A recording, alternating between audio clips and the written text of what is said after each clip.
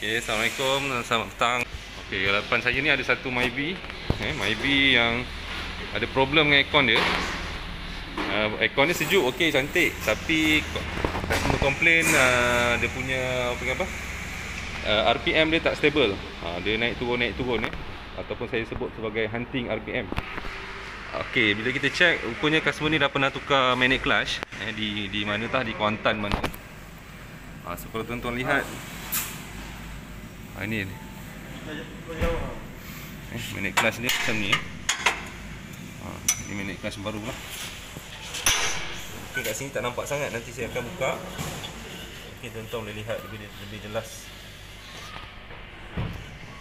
Okay, kalau kat sini pemerhatian saya, magnet clutch dia ni tak ada ruang.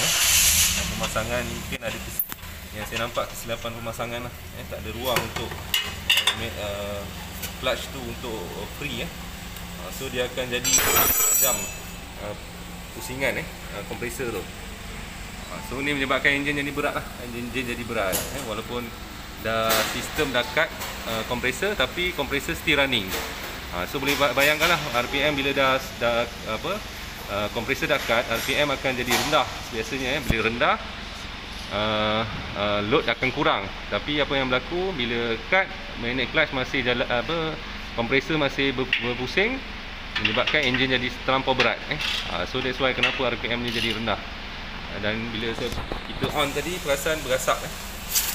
Berasap tu lagi satu simptom lah kenapa perlukan free play untuk clutch.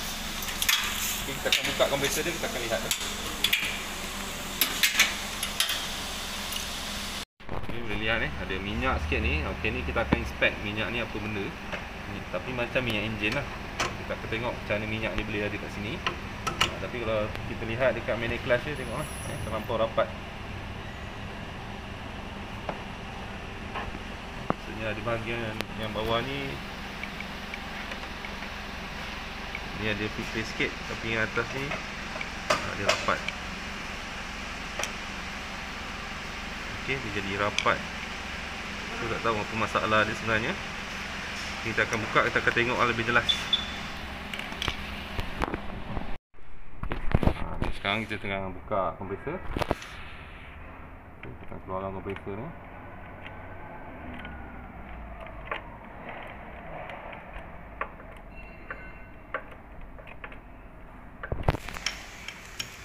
Okey.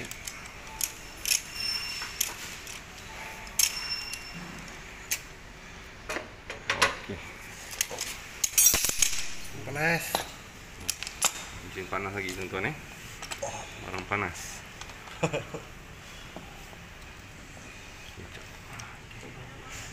Ambil penutup, kita tutup dulu ni. Biar abu tak masuk. Okey, boleh tengok dia sengit sebelah dia punya tu.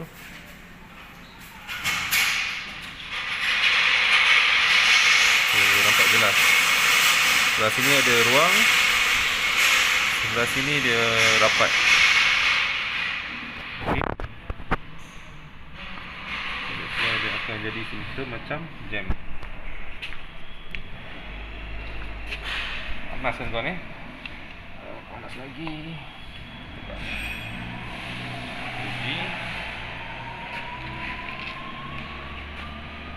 Memang tak boleh pusing. Pusing tapi kasar lah. Dia tak. Tutup. Apa kita tutup lubang. Tutup kompresor supaya tak masuk abu-abu jaga kompresor dia. Cuba pusing pusingkan puli tu pusingkan. Bunyi.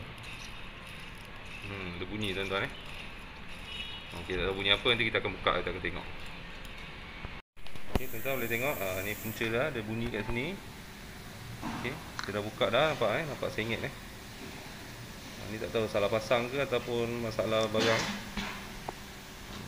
Sengit situ Okey, kita akan try buka. Kita tengok sub kompresor ni okey ke tak. Okey tuan-tuan, boleh lihat Ini masalah barang lah, barang bearing dia pecah tu tuan dia terkeluar daripada dia punya tu. Tu menyebabkan puli ni ataupun dia punya apa tu sengit, dia punya clutch tu tu menyebabkan. Okey, ni mungkin barang yalah, barang mungkin bukan original. Risiko dia lah kat situ Okey, kita buka dulu. Okey, kita cabut puli ni tuan. Tengok apa yang berlaku. Okey, kita boleh lihat dalam ni lock dia dah terkeluar. Ni suspek salah pasang lah tu tuan. Sebab dia longgar, dia sengit lama-lama. Dia terkeluar apa? Bearing pun rosak lah sebab dia tarik dengan belting tu. Tekan kuat ni dia punya tu, bukan ni. That's why dia rosak. Okey, apa hal masalah dia? Okey tuan-tuan, boleh tengok sub dia. Saya harap sub dia ni elok lah, sebab kita nak pasang puli baru. Kalau sub ni dia longgar, boleh jadi risiko pada magnet clutch yang baru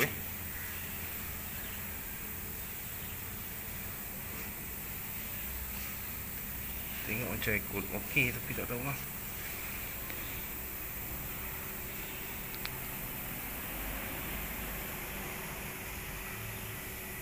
Mungkin dia makan sikit.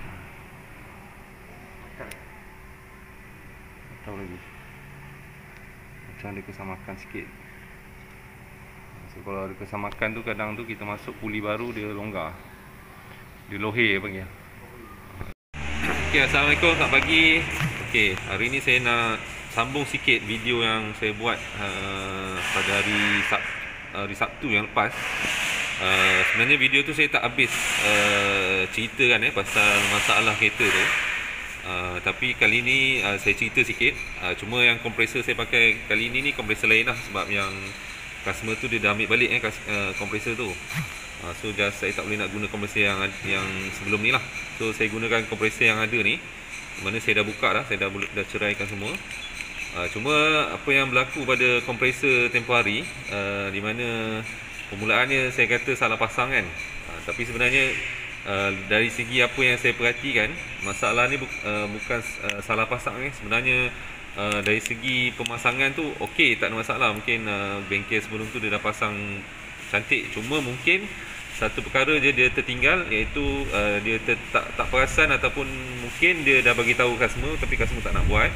Tapi yang saya perasan adalah dia punya seat bearing ni, seat bearing yang saya tunjukkan tu hari, di mana seat bearing untuk kereta tu dia dah makan, dia dah orang kata apa, dah kurang diameter dia, menyebabkan kalau tuan-tuan perasan video yang sebelum ni saya cabut benda ni senang je dia dah longgar. Bila saya pasang balik dia dah longgar, dah boleh pusing lah dia punya, ataupun dah boleh goyang dia punya puli bearing ni. So walaupun saya tengok puli yang baru tu dia tak ada kesan makan tapi mungkin dia dah makan pada puli bearing yang lama tu. Yang lama tu saya tak dapat nak tengok sebab dah tukar. So mungkin dia dah makan kesan makan tu, mungkin dia dah makan bahagian ni, bahagian dalam bearing ni. Dia dah makan di kawasan seat bearing pada body kompresor. So kalau kita nak tukar kompresor ni, benda asas nak tengok adalah bearing, kedudukan bearing tu, ataupun seat bearing tu kena tengok di bahagian body ni. Kalau kita tengok dia dah tak boleh, kita masukkan puli baru contoh. Kalau kata kita gajing, kita ukur lah guna vernier caliper. Vernier caliper mungkin boleh pakai tu, tapi kita tak tahu dia punya kita boleh tengok di luar seat bearing ni dan juga di bahagian dalam kawasan bearing ni. Kita boleh tengok ukuran dia. Kalau ada perbezaan yang besar, maksudnya tak boleh pakai lah. Kita boleh tolak tepi lah, body compressor ni tak boleh pakai. Tapi kalau kita paksa masuk, kita pakai juga, apa yang berlaku tuan, memang boleh masuk, boleh pasang apa panggil ni, magnet coil ni kita boleh pasang, tak ada masalah. Lepas tu kita boleh pasang masuk, memang akan masuk, boleh masuk. Tetapi apa yang berlaku bila kita dah running kita dah running engine and then kita on compressor, apa yang berlaku, seat bearing ataupun bearing yang bahagian dalam ni akan berpusing akan berputar sekali mengikut kelajuan enjin. So tuan-tuan boleh bayangkanlah kalau dia berputar sekali mengikut kelajuan enjin, apa yang berlaku, akan berlaku geseran geseran yang sangat kuat dekat sini dan akan jadi bila bergeser dia akan keluarkan haba lah. Bila haba dia jadi panas. So bila panas dia akan rosakkan balik coil. Coil ni dia tak boleh tahan lama dengan suhu panas yang tinggi. Sebab bila suhu panas yang tinggi dia akan terbakar balik. Dia akan terbakar coil ni dan menyebabkan kompresor tak boleh jalan lah. Cuma yang coil yang tu hari boleh kalau tengok macam boleh pakai lagi lah. Tapi kalau keadaan hitam macam tu, kalau kita tengok balik video yang saya tunjuk sebelum ni, dia dah hitam tu, kemungkinan coil dia tu dah tinggal yang menyunyikan dia kan. Tunggu masa nak terbakar dia. Tapi yang ini dia akan jadi macam tu dia akan panas, dia akan terbakar so that's why mungkin salah satu sebab dia berasap. Dan yang kedua, kalau tuan-tuan lihat tengok pada video yang tu, bearing punya cover ni dia dah tertanggal ataupun dia dah terkeluar. Dan dia dah bengkok ataupun dia dah dia dah berubah rupa lah, ataupun dia dah terkeluar sedikit. Dah sengit dia dah sengit. Deform ayat yang saya cari tu, deform, dia dah deform. So bila deform tu maksudnya dia dah jadi haba tinggi kat situ So bila haba tinggi dia deform dan menyebabkan dia punya yang kita nampak minyak tu adalah bearing punya grease. Dia dah cair dan dia terkeluar daripada tempat dia dan mengecik dekat bahagian puli tu ataupun di bahagian laluan puli tu dia kena body apa semua tu kan. So itu yang berlaku sebenarnya. So that's why kalau tuan-tuan nak tukar kompresor magnet coil ni ataupun puli ni, kena make sure seat ni kena intact ataupun kena inspect. Kalau dah nipis, dia dah makan, jangan tukar sekali tukar sebab kalau tukar kesan dia akan tuan-tuan akan buang duit akan 2 kali 3 kali tukar ataupun paling kurang 2 kali lah. Ada kali kedua tu baru nak tukar kompresor, dah rugi kat situ. So that's why macam customer tu hari saya recommend tukar kompresor tu set dan kondenser dia lah. So alhamdulillah customer faham, saya dah tunjukkan semua. So dia willing nak tukar lah So that's why macam kami akan pastikan bila tukar tu dia puas hati lah. Tak nak kali kedua, kali ketiga datang bengkel nak tukar barang yang sama. So kita tak nak macam tu. Okey, itu sedikit lah saya tutup video yang tu hari untuk tuan-tuan faham lah apa yang berlaku So saya harap boleh sharekan video ni pada orang ataupun kawan-kawan kita supaya kita boleh faham sedikit sebanyak ilmu kompresor ni ataupun ilmu penukaran aircon komponen pada kenderaan. Okey, sekadar itu saja. Sekian. Assalamualaikum warahmatullahi wabarakatuh.